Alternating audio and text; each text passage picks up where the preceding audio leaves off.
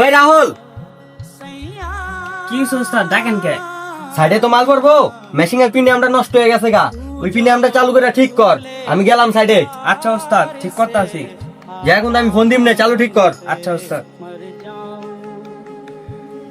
মেশিনের প্রিমিয়ামটা নষ্ট হয়ে গেল গা।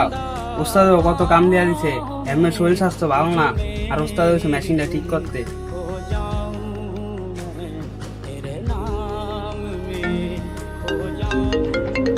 এই সময় আর কেটা ফোন দিল? হ্যালো ছোট ভাই, ফোন দিছো কি লেগা? কাজ করতে আছি। ভাই মায়ের তো অনেক অসুস্থ, মানে ইমার্জেন্সি হাসপাতালে ভর্তি করা, মনে গেছে টাকা পাবো। হ্যাঁ কি কও? আচ্ছা ঠিক আছে, ব্যবস্থা করতেছি। আচ্ছা রাহো।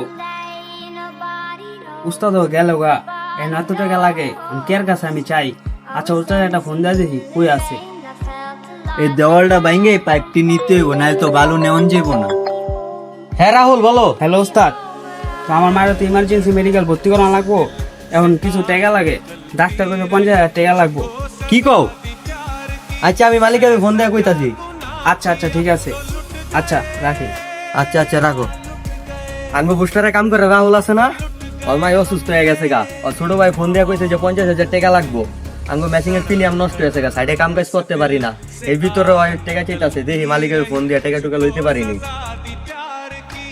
হ্যালো স্যার, ওই যে আঙ্গো বুস্টারে কাজ করে রাহুল আছে না, ওর মায়ের হাসপাতাল ভর্তি করে ইমার্জেন্সি 50,000 টাকা লাগবো, আর দিলে অনেক উপকার হইতো। আরে কি আর টাকা দিব? কিছুদিন আগে না হিসাব বিদায় করলাম, এখন তো মেশিন নষ্ট হয়েছে গা, এখন তো টাকা বসে নাই গা। তুমি বললে দিও, এখন টাকা বসে নাই গা। ফোন রাখো। আচ্ছা।